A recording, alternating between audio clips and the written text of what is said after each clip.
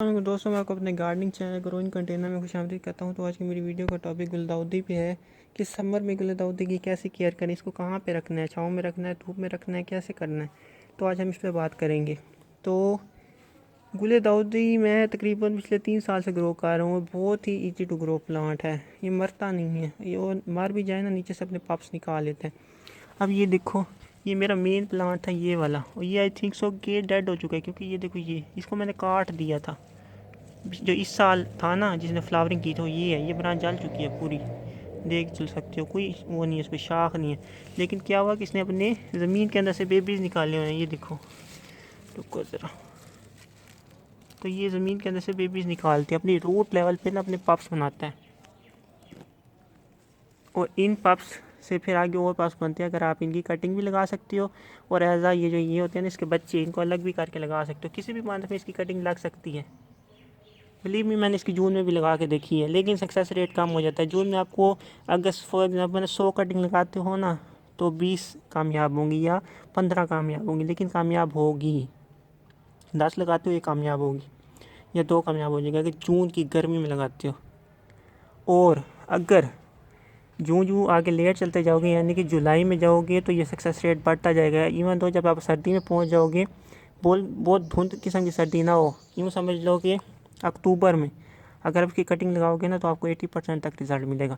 लेकिन जैसे ही ठंड बहुत ज़्यादा हो जाएगी ना, फिर इसका सक्सेस रेट ना वो थोड़ा कम होना शुरू हो जाता है, यानी कि 50% पे चला जाता है। एकदम से सावन में ये 80% पे आ जाता है। सावन में 80% पे नहीं आता, सावन में तकरीबन 60 से 50 या 60% रहता है। लेकिन सावन के बाद जैसे मौसम ठंडा होता है अक्टूबर नवंबर में, तो फिर इसका सक्सेस रेट 80 से 90% तक चला जाता है। लेकिन अगर बहुत ज़्यादा धुंध पड़ी, जैसे दिसंबर और जनवरी है, दिसंबर में तो आज तक धुंध पड़ती ही नहीं है, जनवरी में पड़ती है। जनवरी में अगर आप इसकी कटिंग लगाओगे धुंध में, तो फिर ये मरेगी नहीं कटिंग, लेकिन बहुत ही स्लो करके ना अपनी रूटिंग निकालेगी। उसका हल ये है कि उसको शापर से कवर कर दो, तो फिर ये बिल्कुल वैसे असर करेगी जैसे आपकी अक्टूबर और नवंबर में की थी। लेकिन कवर करने का कोई फ़ायदा नहीं है, इसमें ना थोड़ा वो गलने के चांसेस हो जाते हैं।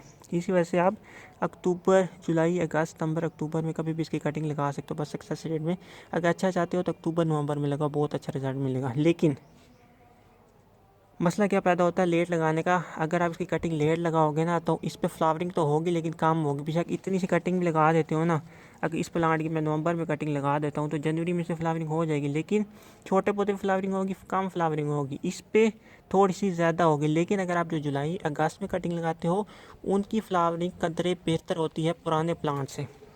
तो आप इसकी कभी भी कटिंग लगा सकते हो। मैंने आपको मंथ्स बता दी, आपको ये भी बता दिया कि आप कब कटिंग लगाओगे तो फ्लावरिंग कैसी होगी। अच्छा, अब इसके कर देते हैं केयर पे। ये ना मेरे ना बड़े प्यारे प्लांट थे, बहुत ही प्यारे। ये देख सकते हो इसका हाल ये क्यों हुआ। तो मैंने रख दिया इनको, इन सब को यहाँ पे, ये बिल्ली यहाँ पे रख दिया।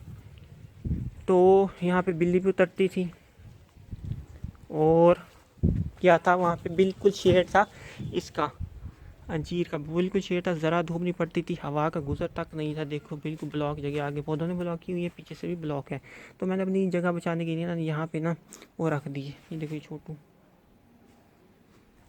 यहाँ पे इनको रख दिया। तो उसका क्या नतीजा निकला, उसका नतीजा ये निकला, इनको सुंडी पड़ गई। मुझे नहीं पता चला, मैं सुंडी मैं समझा बिल्ली वो जाम मारती है, तो इसी वजह से ये मरने लगे। लेकिन जब इसके पत्ते खाए हुए मैंने देखे, वहाँ मैं केयर बिल्कुल नहीं कर रहा था, ऐसे रखे हुए थे, तो इनके पत्ते इंतहाई कम हो गए, बिल्कुल मरने वाला प्लांट हो गया। यूँ समझ लो कि बिल्कुल ये दोबारा अपनी नई जान में आए। नई जान में कैसे है कि मैं इसको डायरेक्ट धूप में रख दिया, सारा दिन की धूप मिलती है। बस आप आ चुकी हैं आई थिंक सो 2:36 हो रहे हैं। तो इस टाइम ना इसके ऊपर धूप हल्की हल्की जाना ख़त्म हो रही है। तो सुबह से लेकर शाम तक इसकी तकरीबन धूप रहती है गर्मी में। तो ये देखो, मैंने इसके ऊपर से डेड हेडिंग की थी, तो इसका नए ब्रांचेस निकल रही हैं। ये देखो, मैंने ऊपर डेड हेडिंग की हुई है और नई शाखें निकाल रहा है। तो ऐसे डेड हेडिंग करते हुए इसको लंबा पौधा ना करो, क्योंकि फिर ये गिर जाता है। ये बहुत अच्छी वैरायटीज़ हैं। ये मैं तकरीबन 400 का एक प्लांट लाया था। ये आई थिंक सो कि येलो वाली है, ये बड़े येलो वाली है, ये आई थिंक सो वाइट वाली है। बड़े सन की तरह का फूल होता है, बहुत बड़ा फूल होता है। ये बहुत बड़ा येलो फूल है। ये आई थिंक सो, ये भी आपको दिखाते हैं, मेरे पास खिला है, इसकी मैंने कटिंग लगाई हुई है। और ये तकरीबन सारी अलग अलग वैरायटी है, 1 2 3 4 5 6 7 8 गमले हैं मेरे पास। ये 8 अलग वैरायटीज़ की हैं। और एक वैरायटी यहाँ भी पड़ी है पिछले साल वाली, ये वाली, ये छोटे फूल वाली, ये नई वैरायटी। और ये उसी की कटिंग्स हैं जो मैंने अभी आपको पीछे दिखाई हैं। ये और कटिंग है। अच्छा, इसके पे हर जगह फ्लावर आ रहे हैं कटिंग पे ना। ये और कटिंग है, ये और कटिंग है, ये और कटिंग है। तो इसमें मैंने मुख्तलिफ़ किस्म की कटिंग लगाई हुई है। जो इस तरह की वैरायटीज़ हैं ना, इस पर फ्लावर आ रहे हैं यहाँ पर भी। और इसमें मैंने देखो रोज़ की कटिंग भी लगाई है, वो भी चल रही है। तो मैं इसे तोड़ तोड़ के लगाई आया था।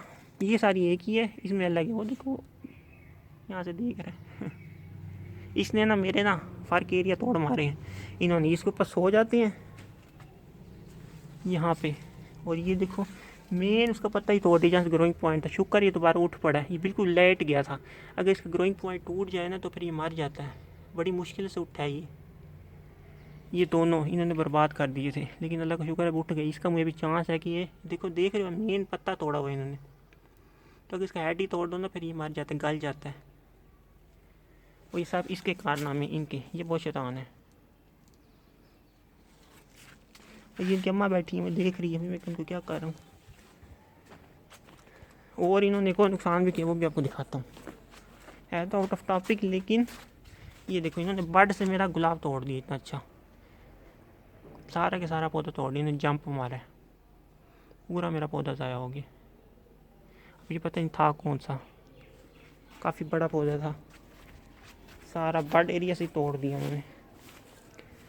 अच्छा, आपको कटिंग दिखाता हूँ। मैंने कहा था ना इस वैरायटी की। ये देखो यहाँ फूलों से भरी पड़ी है। ये छोटे छोटे पौधे थे बहुत ही, इसमें सारे बर्ड निकल रहे हैं। इन मिच्योर बर्ड्स हैं लेकिन खिलते हैं। ये नहीं कि नहीं, पहले ये खिला था, ये अभी ये खिला।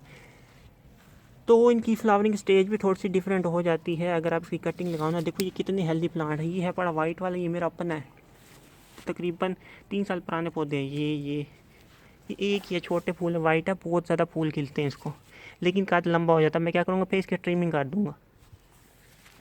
इसकी मैंने ट्रिमिंग 2 दफ़ा कर चुका हूँ और ये फिर नीचे से करता हूँ।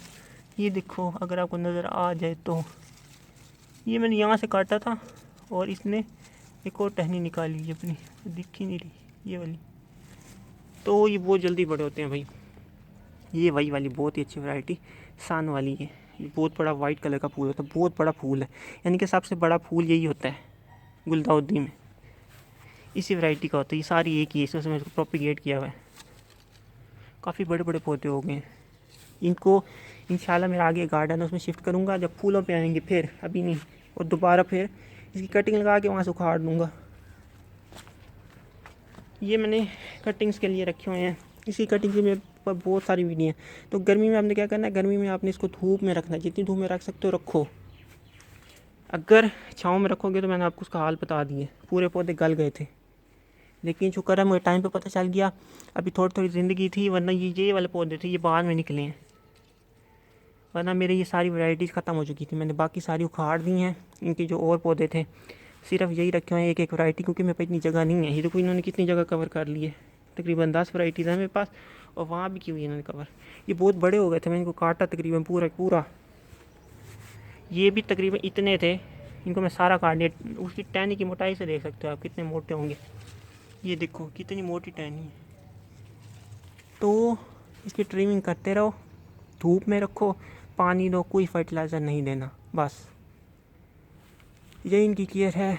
अब आपसे इजाज़त चाहता हूँ, मेरी वाली गलती ना करना। इसको धूप में रखना, छाँव में ना रखना, पानी अच्छा देना। ये पानी कम दोगे लटक जाएगा, बहुत जल्दी इफेक्ट दिखाता है, लेकिन वापस आ जाता है। ये नहीं है कि एक बार लटक गया तो मर गया, वापस आ जाता है।